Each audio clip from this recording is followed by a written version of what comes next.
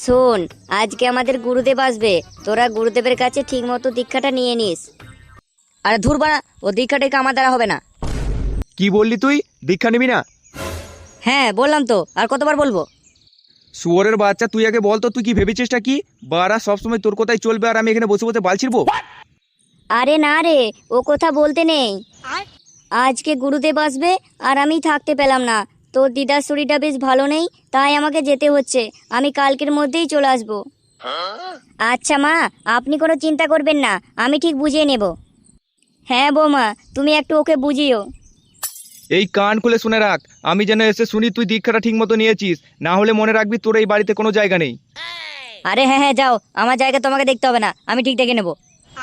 ওরে আমার চুলের আটি, যে এখানে বাপের বিড়ি এখনো পর্যন্ত চুরি করে খায়, সে আবার দেখে নেবে নিজের জায়গা।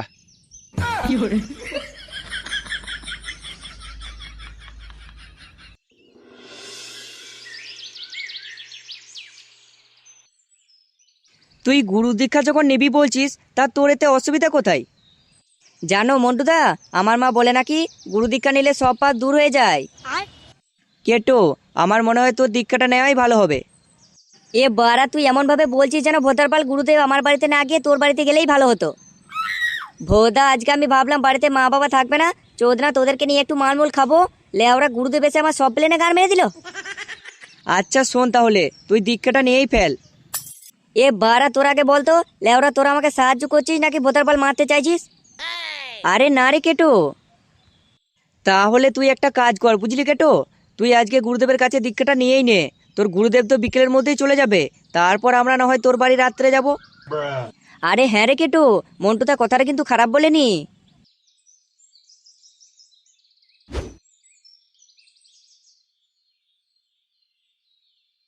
এই তো, তুমি ঠিক সময়ে চলে এসেছো। হ্যাঁ কি হয়েছে বাড়া? বলছি গুরুদেব তো এসে পড়বে, যাও না তাড়াতাড়ি মিষ্টি দোকান থেকে মিষ্টিটা এনে ফেলো। এ ভোদা, তোমাকে বলেছি না আলবার লোকদের জন্য মিষ্টি আনবে না। মিষ্টি না নিয়ে এলে গুরুদেবকে জল দেবো কিভাবে শুনি? কেন, বাড়িতে তো বাতাস আছে, ভোদার বাল ওই দিয়েই জল দিয়ে দেবে। কি বললে তুমি? মিষ্টি আনবে না? হ্যাঁ আনবো না বললাম তো। তুমি যদি মিষ্টি না নিয়ে আসো, তাহলে আজকে বাড়িতে রান্না বন্ধ করে রেখে দেবো, এই বলে দিলাম। বোম ভোলে, বোম ভোলে। ওই তো, মনে হয় গুরুদেব চলে এসেছে। তুমি পিছনে রাস্তা দিয়ে তাড়াতাড়ি মিষ্টিটা এনে ফেলো, আমি গুরুদেবকে দেখছি। কই রে মা, কোথায় গেলি? প্রণাম গুরুদেব। আরে হ্যাঁ রে মা, সুখে থাক সুখে থাক। গুরুদেব, আপনি ভেতরে আসুন। আরে হ্যাঁ রে মা, চল চল। তা মা, তুই এখন ভালো আছিস তো? হ্যাঁ গুরুদেব, আমি ভালোই আছি, আর আপনি কেমন আছেন? আরে হ্যাঁ রে মা, ভোলানাথে কি পাই আমিও ভালো আছি। কই রে মা, তোর শাশুড়িকে দেখতে পাচ্ছি না। গুরুদেব, আমার শাশুড়ি বাবার বাড়ি গেছে, তাই আমাকে আর আমার স্বামীকে আপনার কাছে দীক্ষা নিতে বলেছে। বোম ভোলে, বোম ভোলে, তা তোর স্বামী কোথায় রে মা? গুরুদেব, ও তো এখন বাইরে গেছে। আচ্ছা ঠিক আছে রে মা, তোর স্বামী আসুক ততক্ষণ আমি একটু বিশ্রাম নিয়ে নিই। আচ্ছা গুরুদেব, ঠিক আছে।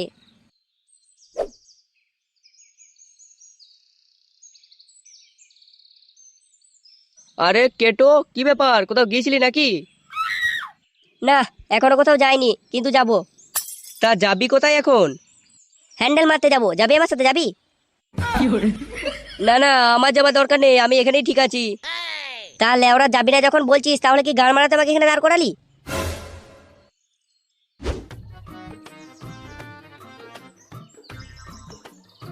হ্যাঁ গো, বাস আসার সময় তো হয়ে এলো, এখনো তো বাস এলো না। আরে দাঁড়াও, এত তাড়াহুড়ো করলে আবার হয় নাকি? হয়তো বাসটা কোনো জ্যামে পড়ে আছে, তাই দেরি হচ্ছে। আরে ঝন্টু যে, কি ব্যাপার? এ কি দেখছি, লেওরা সারা জীবন তো ছেঁড়া ধুতি আর একটা সেন্টু গেঞ্জি পরে আসলে, তা হঠাৎ এত সাজগুজ করে কোথায় যাচ্ছ?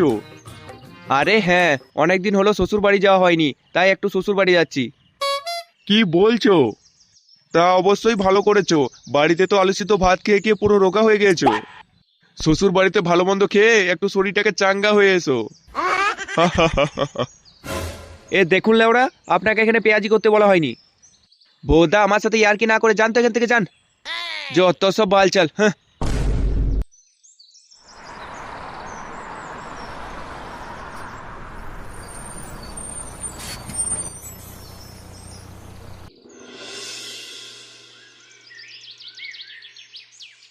কি হলো বাড়া, ডাকছি তো।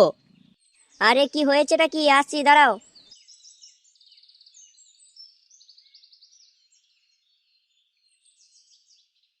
হ্যাঁ গো, তোমার মিষ্টি আনতে এত দেরি হলো কেন? ভোদা, সব কথা কি তোমাকে বলতে হবে নাকি? বাড়া কোথাকার কে বালচাল, তার জন্য আবার মিষ্টি আনতে হচ্ছে। কি বললে তুমি? না কিছু না। এ কি রে মা, তোরা তো দেরি হচ্ছে কেন? গুরুদেব, এই দেখুন আমার স্বামী এসে পড়েছে। বোম ভোলে, তা কেটো বাবা, কেমন আছো তুমি? হ্যাঁ, একটু আগে ভালোই ছিলাম, কিন্তু লেওরা এখন আর ভালো নেই। তা কেটো বাবা, তোমার হাতে তো মনে হচ্ছে মিষ্টির প্যাকেট। এ ভোসরি, দেখে শুনে নাটক চোদাচ্ছে।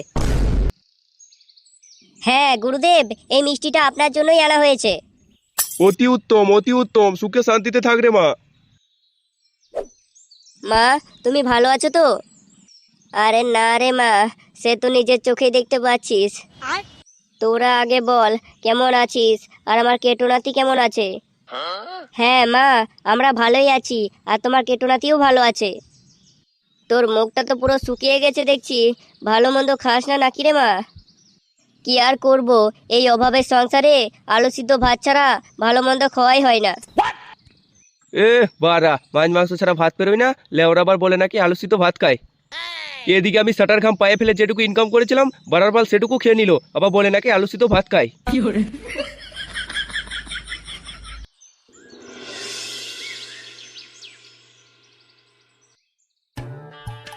এ না, বারা দেখছি শ্বশুর বাড়ি এসে আমার অনেক টাকা পোঙ্গা মারা হয়ে গেল। বারা কত কষ্ট করে একটু একটু করে টাকাগুলো জমিয়ে রেখেছিলাম, লেওরা সব টাকাগুলো একদিনে গাড় মারা হয়ে গেল আমার। জামাই বাবু, ও জামাই বাবু। হ্যাঁ কি হয়েছে ভোদা, তুই কি দিদির কাছে ফুসমন্ত্র নিয়ে আমার পোঙ্গা মারার জন্য এলি নাকি?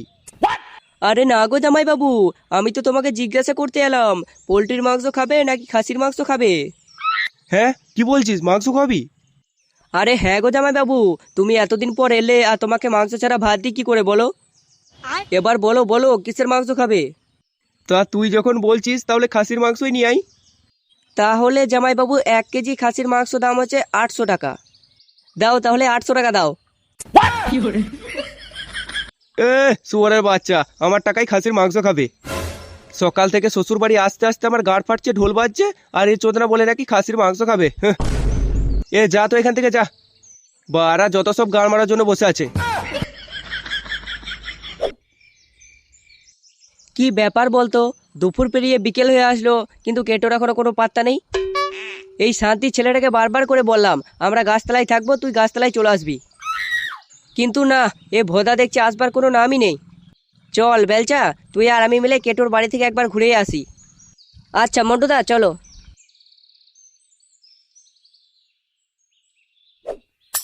এ কি গুরুদেব, আপনি জামা কেন খুললেন? আরে না রে মা, তেমন কিছু না, তোকে একটু দীক্ষা দিয়ে পাপ দূর করছি। মাদার চোদ,